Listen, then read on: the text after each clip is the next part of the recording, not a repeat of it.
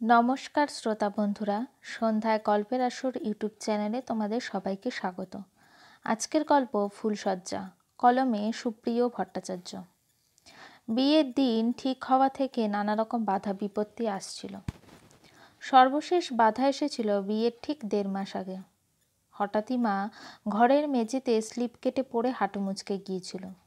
যদিও আমরা ভেবেছিলাম হাঁটুটা বোধহয় ভেঙেই গেছে। শেষ পর্যন্ত এক্সরে করে দেখা গেল ভাঙেনি, তবে যথেষ্ট চোট লেগেছে। প্রায় 1 মাস ধরে রেস্ট আর ফিজিওথেরাপি করে এখন মা ঠিক আছেন, তবে মাঝে মধ্যেই হাঁটুতে ব্যথা অনুভব করেন। শেষ পর্যন্ত অনেক টানাপোড়েনের মধ্যে দিয়ে বিয়েটা আমার হয়ে গেল। আজ আমাদের ফুলশয্যা। মধ্যরাত্রি অতিক্রান্ত, নিমন্ত্রিত অতিথিরা সব চলে গেছেন। আমি মনোজ। ঘরে ঢুকে দরজা বন্ধ করে তাকিয়ে দেখি নতুন বউ শিবানী ফুল দিয়ে সাজানো খাটের এক কোণে বসে একমনে তার মোবাইলের দিকে তাকিয়ে আছে। শিবানী এতটাই অন্যমনস্ক ছিল, আমার ঘরে আসা এবং দরজা বন্ধ করাটাও সে টের পায়নি। একটু কাছে গিয়ে দেখলাম মোবাইল স্ক্রিনে ওর সাথে একটা ছেলের ছবি, আর সেই ছবিটার দিকে সে এক দৃষ্টিতে তাকিয়ে আছে, আর ওর চোখ দিয়ে সমানে জল পড়ছে। হঠাৎ ঘাড় ঘুরিয়ে আমাকে দেখেই শিবানী কিছুটা অপ্রস্তুত হয়ে নিজের চোখের জল মুছে মোবাইলটা বালিশের নিচে রাখল। সম্পূর্ণ বিষয়টা আমার কাছে জলের মতো পরিষ্কার হয়ে গেল। আমি কোনো রকম ভনিতা না করে সরাসরি জিজ্ঞাসা করলাম, কে ছেলেটি? আমার প্রশ্ন শুনে শিবানী কিছু সময় চুপ করে থেকে উত্তর দিল, ওর নাম সুব্রত, আমরা একে অপরকে ভালোবাসি। আমার সেরকমই মনে হয়েছিল, তবু যেন একটা ঝটকা খেলাম। সারা শরীর কাঁপতে লাগলো। হঠাৎ মনে হলো গলাটা একদম শুকিয়ে গেছে।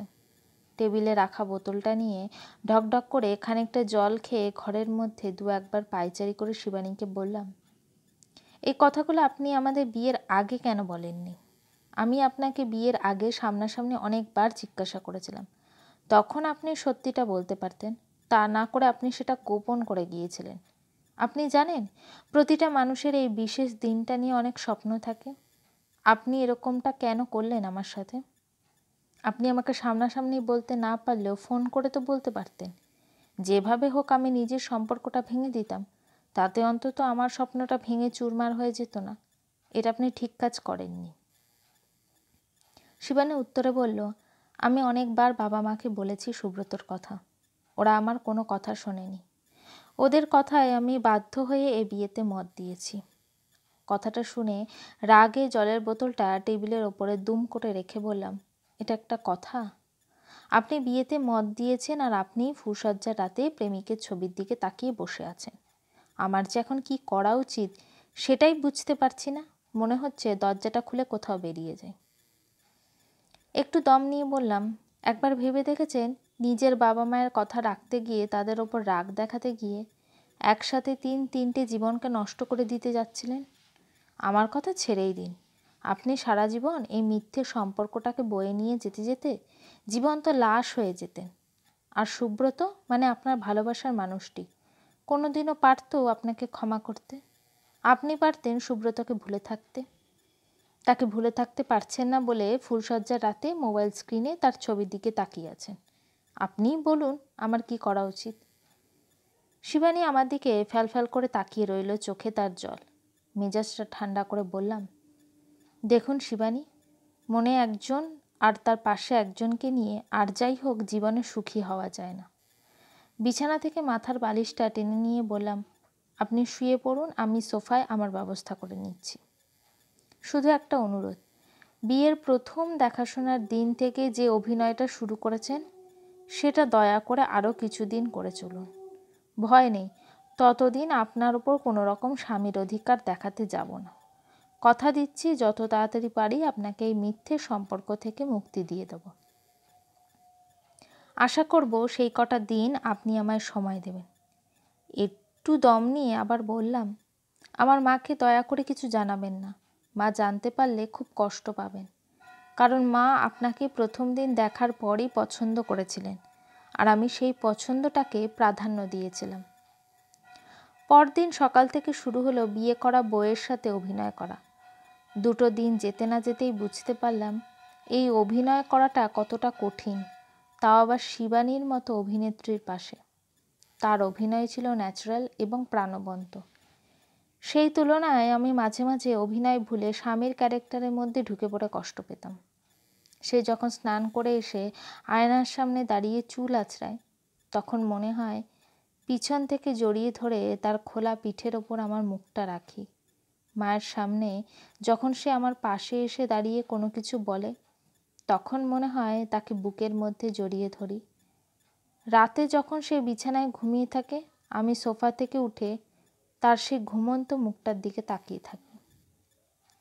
এখনো পর্যন্ত মনে মনে যেটা ভাবতাম, যদিও সেটা ঠিক না, কিন্তু অসুবিধাটা হলো দিরাগমনে শিবানীর বাড়িতে গিয়ে এক বিছানায় তার পাশে শুয়ে। ঘুমানোর আগে দুইজন দুদিক ফিরে শুয়েছিলাম ঠিকই, কিন্তু শেষ রাতের দিকে যখন ঘুম ভাঙল, তখন নিজেকে আবিষ্কার করলাম শিবানীর গায়ের ওপর হাত রেখে তার বুকের মধ্যে মুখ দিয়ে আমি শুয়ে আছি।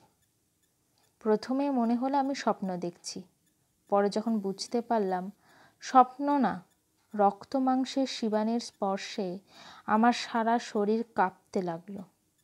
তখন আস্তে আস্তে নিজেকে ছাড়িয়ে অনেক কষ্টে সংযত হয়ে ঘরের দরজা খুলে বাইরে পায়চারি করতে করতে ভেবে নিলাম, এইভাবে চললে আমি বেশি দিন নিজেকে সংযত রাখতে পারবো না। তাই যত তাড়াতাড়ি সম্ভব ডিভোর্স পেপারটা অন্তত তৈরি করা। প্রায় 17 দিনের মাথায় মা দিদির বাড়ি যাওয়াতে একটা সুযোগ সামনে এসে গেল।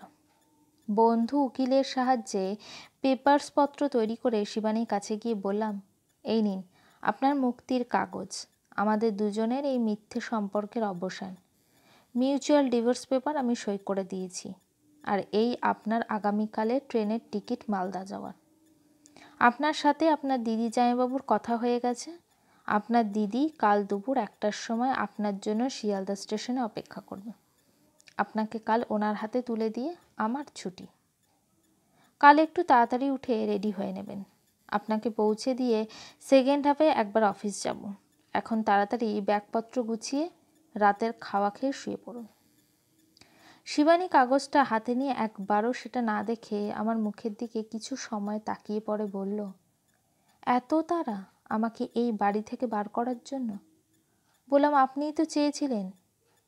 সে সামান্য হেসে মাথাটা নিচু করে হাতের কাগজ আর টিকিটের দিকে তাকিয়ে বলল, মিউচুয়াল ডিভোর্স পেপার, ট্রেনের টিকিট, দিদিকে ফোন, সবটা সেরে রেখেছেন? মাথাটা তুলে আমার দিকে সরাসরি তাকিয়ে বলল, মাকে কি বলবেন? দেখলাম তার চোখের কোণায় জল।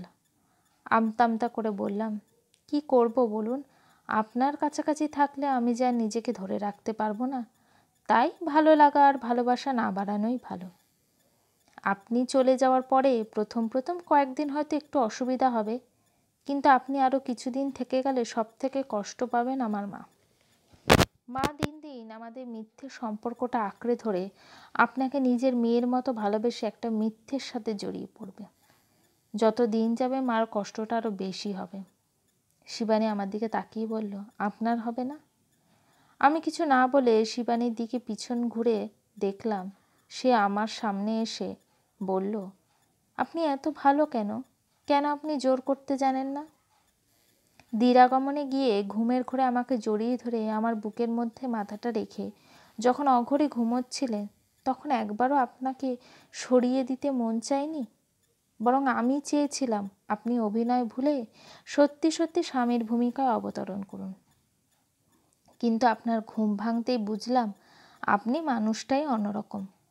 বললাম, কি যে বলেন আপনি?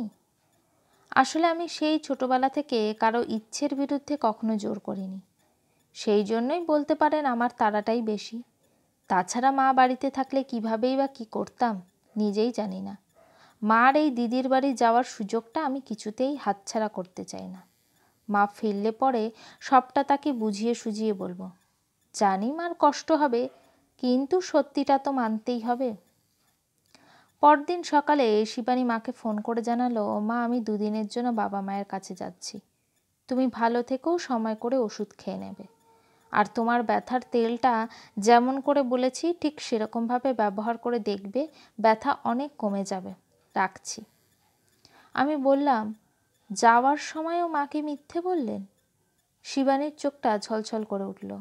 সে বলল, কি করব বলুন, আমি একটা মিথ্যে দিয়ে সম্পর্কটা শুরু করেছিলাম, আর আজ মিথ্যে দিয়েই সম্পর্কটা শেষ করলাম। শিবানীকে নিয়ে বেলা 11:45 মধ্যে শিয়ালদা স্টেশনে পৌঁছিয়ে ওর দিদির জন্য অপেক্ষা করছি। ও আমাকে বলল, মার দিকে একটু খেয়াল রাখবেন আর নিজের যত্ন নেবেন। নতুন করে নিজের জীবনটা শুরু করুন, আর পারলে আমাকে ক্ষমা করে দেবেন। একটু হেসে বললাম, এই 17 দিনে আপনার উপর একটা ভালো লাগা জন্মে গিয়েছিল। কেমন যেন আপনি একটা অভ্যাসে দাঁড়িয়ে গিয়েছিলেন। আস্তে আস্তে আবার একা থাকার অভ্যাসটা করতে হবে। যাই হোক, আপনিও ভালো থাকবেন, নিজের ভালোবাসার মানুষের সাথে জীবনটা শুরু করুন, আর পারলে গত কয়েকটা দিন একটা দুঃস্বপ্ন ভেবে ভুলে যাবেন। আমাদের কথার মাঝে শিবানীর দিদি উপস্থিত হওয়ার পর ট্রেনের খবর হলো। বললাম, চলুন দিদি, আপনাদের ট্রেনে তুলে দিই। দিদি শিবানীর দিকে তাকিয়ে বলল, একবার তুই ভুল করছিস, আবার কিন্তু ভুল করতে যাচ্ছিস। শিবানী সে কথার কোনো উত্তর দিল না। দিদি ব্যাগ নিয়ে ট্রেনে উঠে গেছে। শিবানী নিচে দরজার সামনের দিকে দাঁড়িয়ে আমার দিকে তাকিয়েছিল। মনে হলো ঠোঁট দুটো তার থরথর করে কাঁপছে, চোখ থেকে জল গড়িয়ে পড়ছে। সেটা আড়াল করার জন্য আমার দিকে পিছন ফিরে ট্রেনে উঠতে গিয়ে আবার ঘুরে আমার দিকে কিছু সময় তাকিয়ে রইল। কিছু একটা হয়তো আমাকে বলতে চাইছিল, বা হয়তো আমার ভুল ছিল। ট্রেনটা চলতে শুরু করলো। শিবানী তখনও আমার দিকে তাকিয়ে আছে।